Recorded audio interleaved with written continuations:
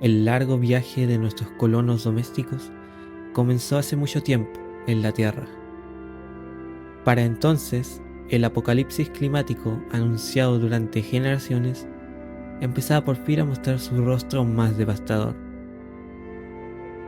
La vida de sus amos humanos había cambiado drásticamente, obligados a adaptarse a un mundo de desastres naturales extremos y sequías prolongadas, mientras seguían dividiéndose cada vez más, luchando entre sí por las migajas que quedaban en un planeta que se había vuelto severamente hostil para cualquier forma de vida más grande que una oveja.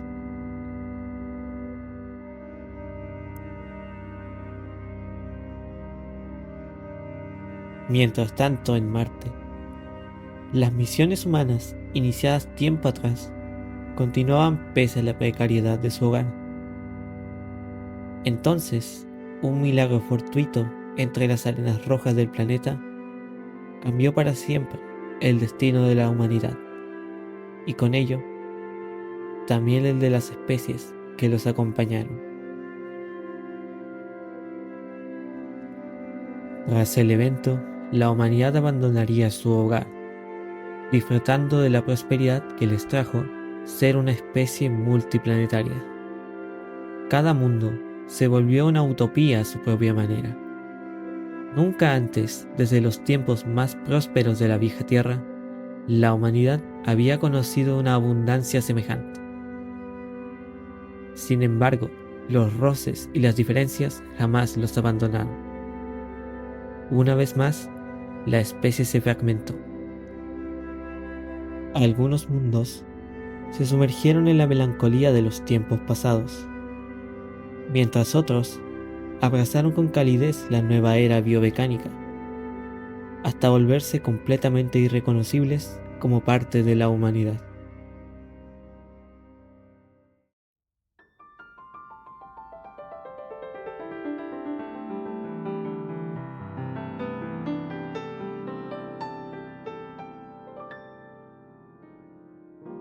Entonces, sin previo aviso, la era humana acabó.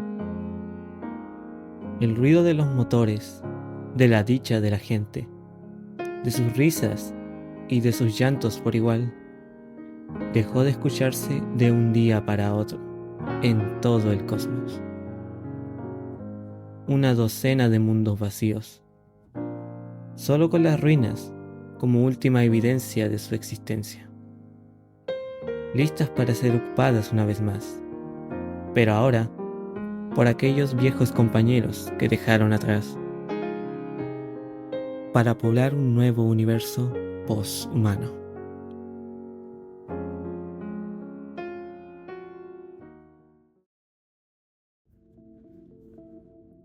Ha pasado un tiempo desde la última vez que exploramos la vida de nuestros colonos domésticos en el episodio anterior, el cual puedes considerar parte de esta misma sección. Ahora, con una escala de tiempo mayor, pero aún relativamente breve, te presento el periodo de la pérdida de inocencia. Este periodo, aunque corto en comparación con la vasta escala evolutiva, es de enorme importancia, pues marca el momento en el que los animales domésticos rompen su etapa de inocencia bajo el cuidado humano y comienzan a readaptarse a la vida silvestre, sentando los cimientos de las dinámicas que veremos más adelante. Será una fase crítica para la supervivencia, una prueba a la que no todos estarán preparados para enfrentar en un inicio. Sin más preámbulo, permíteme detallar la vida de nuestros protagonistas en los entornos más silvestres durante los 0 a 10 años posthumanos.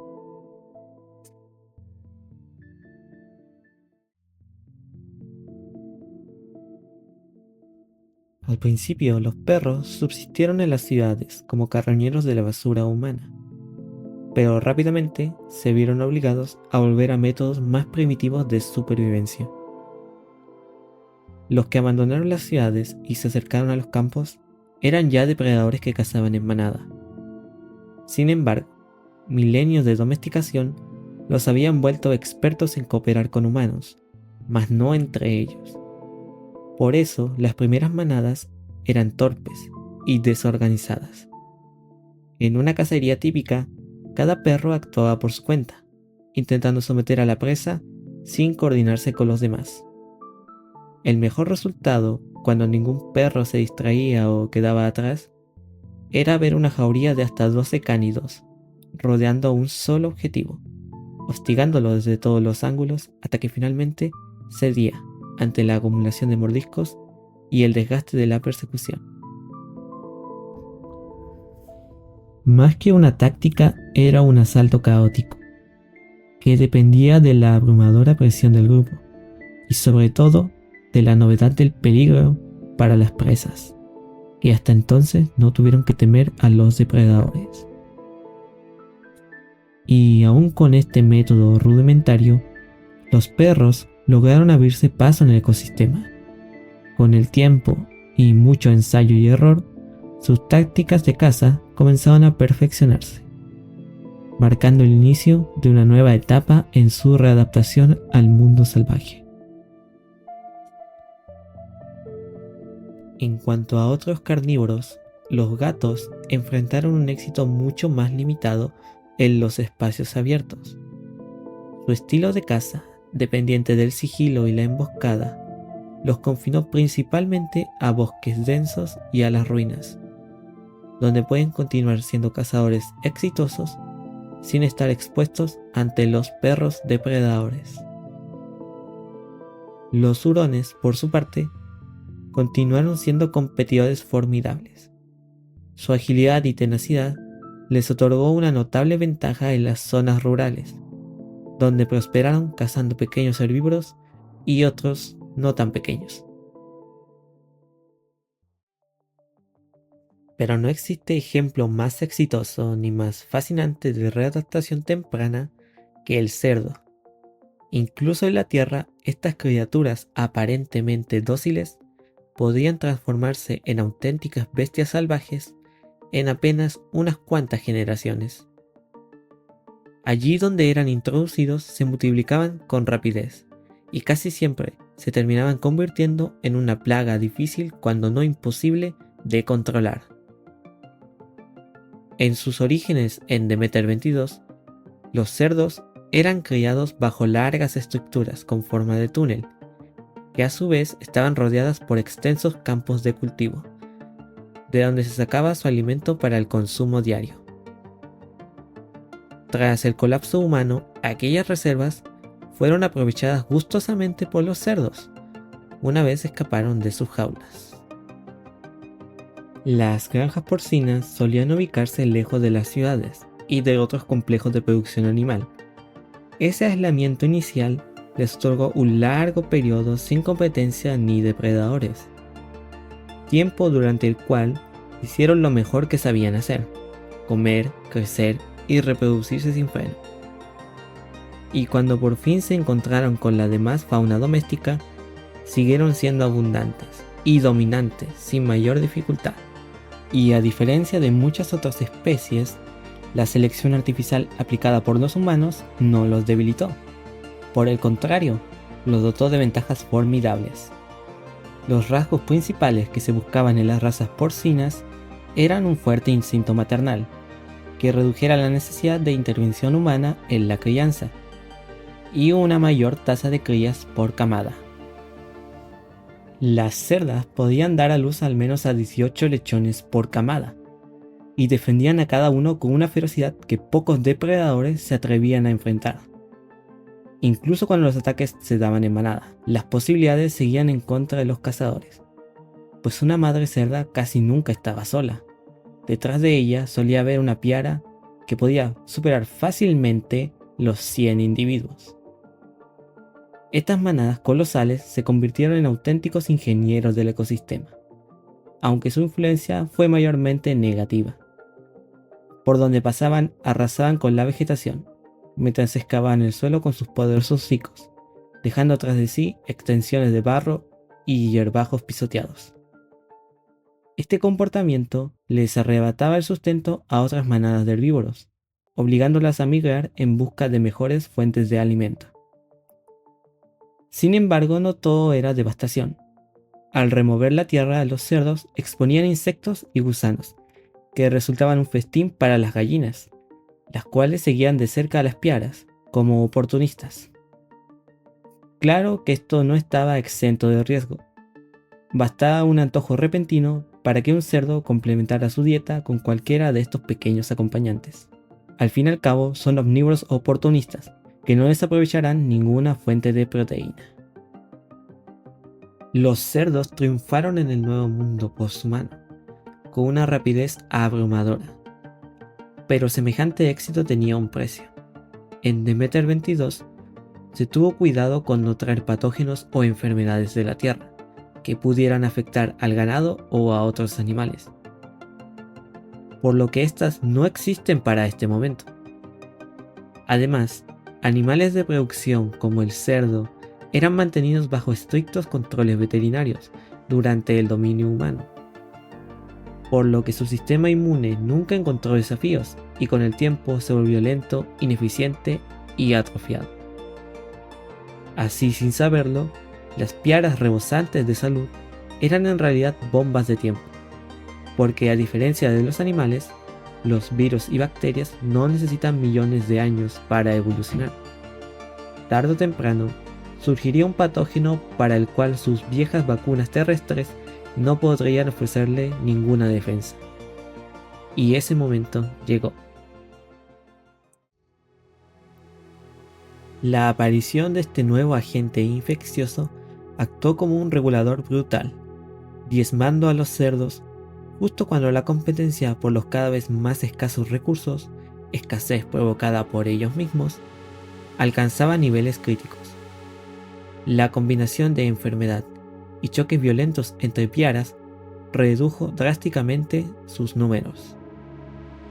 Y no serían los únicos afectados. Diversos patógenos comenzaron a propagarse entre distintas especies, golpeando con mayor o menor intensidad a cada una. Esta breve pero intensa gran mortandad representó una bendición para los carnívoros. Inmunes a las enfermedades que devastaban a los herbívoros, consumieron felizmente los cadáveres que se contaban por montones.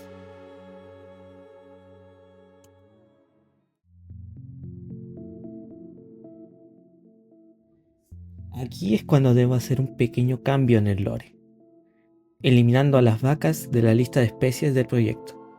En su lugar, hablaremos de las cabras. En la Tierra, a medida que las condiciones ambientales derivaban hacia climas cada vez más áridos y calurosos, sostener la producción del ganado se volvió progresivamente más difícil. El estrés térmico en los animales grandes aumentó la mortalidad de los partos, y además, las enormes cantidades de espacio y alimento necesarias para mantenerlos simplemente dejaron de existir. Por ello, se buscó entre otras especies de productoras de carne y leche un reemplazo para el ganado bovino. En las cabras se encontró ese sustituto. Ofrecían los mismos productos, pero requerían de menos espacio y eran mucho más tolerantes a los entornos empobrecidos de la tierra durante aquella época. Con el tiempo, estos animales terminaron por desplazar por completo al ganado taurino en las granjas de producción a gran escala de la humanidad. Y cuando la especie humana se lanzó a colonizar el espacio, las cabras se volvieron un recurso esencial para los colonos. Su pequeño tamaño las hacía fáciles de transportar y mantener durante los largos viajes espaciales, y su notable adaptabilidad les permitió prosperar en colonias recién terraformadas, donde el entorno inicial solía ser pobre o limitado.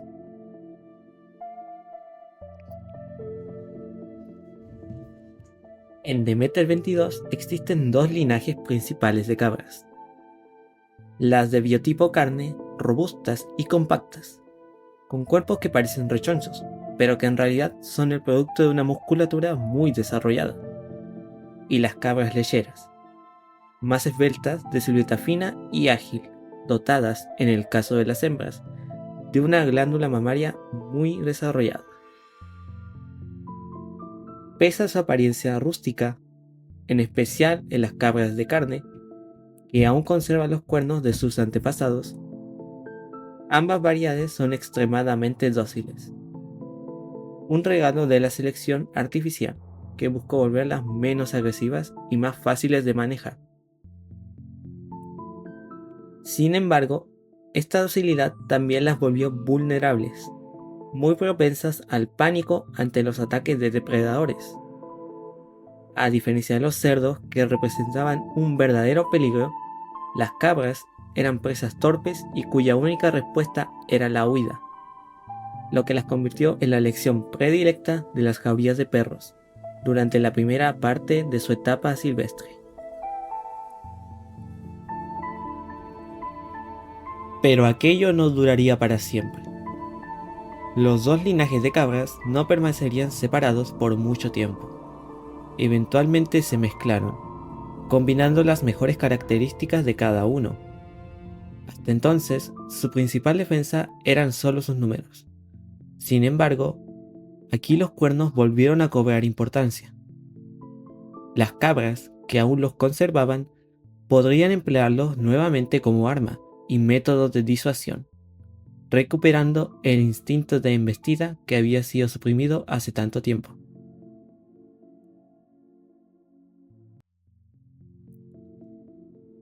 Su lucha no se limitaba a los depredadores. También competían con los cerdos, que con frecuencia devastaban sus zonas de alimentación en los pastizales. Esto obligó a las cabras a adoptar un comportamiento migratorio, favorecido por sus extremidades más largas. Eventualmente, la ola de enfermedades las nivelaría con la competencia. Las cabras también se vieron afectadas, sí, pero lograron recuperarse con rapidez. A diferencia de los cerdos, acostumbrados a vivir bajo techo y condiciones controladas, las cabras se habían mantenido en el aire libre, reforzando constantemente su sistema inmune. Su comportamiento migratorio también jugó un papel clave. Al no permanecer demasiado tiempo en un mismo lugar, evitaban los focos de infección activos, y al mismo tiempo los individuos débiles quedaban naturalmente descartados si no podían seguir el ritmo continuo de la manada. Además, mientras los cerdos fueron reduciendo con el tiempo el número de crías por camada, debido al mayor gasto energético y a la menor disponibilidad de alimento en libertad, las cabras demostraron ser mucho más eficientes para transformar su dieta modesta en energía. Y por si fuera poco, las hembras producían una leche excepcionalmente nutritiva, capaz de impulsar el crecimiento rápido de las dos crías que tenían por camada, un rasgo heredado del linaje lechero. En la actualidad, las cabras son el herbívoro más común de las praderas, desiertos e incluso montañas de Demeter 22. Se desplazan en manadas que aprovechan cada centímetro de vegetación y ya no temen a los depredadores como en su antiguo periodo de inocencia.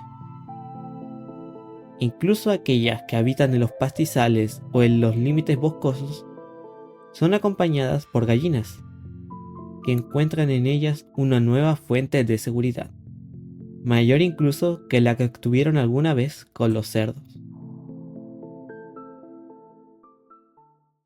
Las aves de corral en Demeter 22 sufrieron un destino diametralmente opuesto durante la primera etapa de su nueva vida silvestre. Como recordarás, este grupo está representado por las gallinas y por los patos domésticos. La diferencia en su éxito inicial radicó en sus orígenes domésticos. Ambas especies vivían bajo grandes jaulas móviles, equipadas con sistemas automatizados que se desplazaban conforme las propias aves lo hacían. En el caso de las gallinas, estos desplazamientos se realizaban a través de extensos campos de pastizales, en el de los patos, por lagunas y ríos tranquilos. Estas estructuras fueron su primer refugio frente a los depredadores, pero no permanecerían infalibles para siempre. Una vez fuera de ellas, las gallinas se convirtieron casi de inmediato en la presa preferida de todo carnívoro disponible. Eran aves torpes, rechonchas y carentes de los instintos de supervivencia necesarios para entornos salvajes. Sus poblaciones fueron rápidamente diezmadas en los espacios abiertos, donde se encontraban completamente indefensas. Su mejor oportunidad fue refugiarse bajo la cobertura de los bosques y matorrales espesos, que les ofrecían mejores escondites frente a los cazadores. Algunos grupos se aventuraban ocasionalmente a los pastizales, siempre bajo la relativa seguridad que brindaban las manadas de herbívoros más grandes, como cerdos y cabras. Los patos, en cambio, gozaron de un éxito inicial mucho mayor. Gracias a su capacidad para nadar, podían permanecer fuera del alcance de muchos depredadores, y de ser necesario, recurrir a su arma secreta. A diferencia de las gallinas, los patos aún conservaban la capacidad de volar, aunque preferían no hacerlo. Elevar sus cuerpos más pesados que los de sus antepasados requería un enorme gasto de esfuerzo y energía, pero la movilidad que les otorgaba fue decisiva. Encontraron rápidamente su nicho y llegaron a dominar por completo los humedales, donde se alimentaban tanto de plantas como de pequeñas criaturas acuáticas.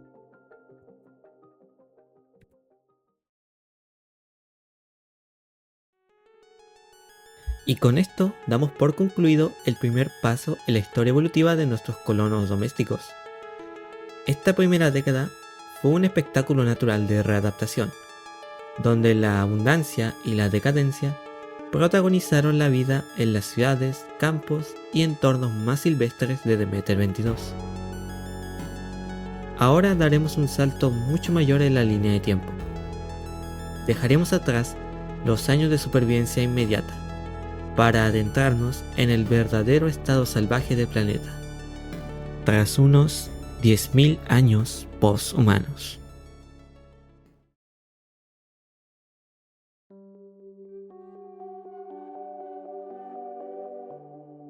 Si has llegado hasta aquí, antes que nada, te felicito por llegar a una parte que estoy seguro que nadie ve, a la par que te agradezco sinceramente. Si sientes que el video se corta a medio camino, es porque es así. Originalmente este iba a ser un video de más o menos 1 hora, en el que pensaba hablar tanto de esta etapa como de los 10.000 años poshumanos. Sin embargo, me estaba tardando bastante en terminarlo, y no quería pasar otro mes sin subir contenido, así que decidí dividirlo en 2 partes. La siguiente parte ya está avanzada, digamos que en un 25%. Así que, ya sin mucho más que decir, te agradezco una vez más por haber visto este video, y te invito a apoyar el proyecto dando un like o dejando un comentario. Dependiendo de cuándo estés viendo esto, que tengas un muy buen día, tarde o noche.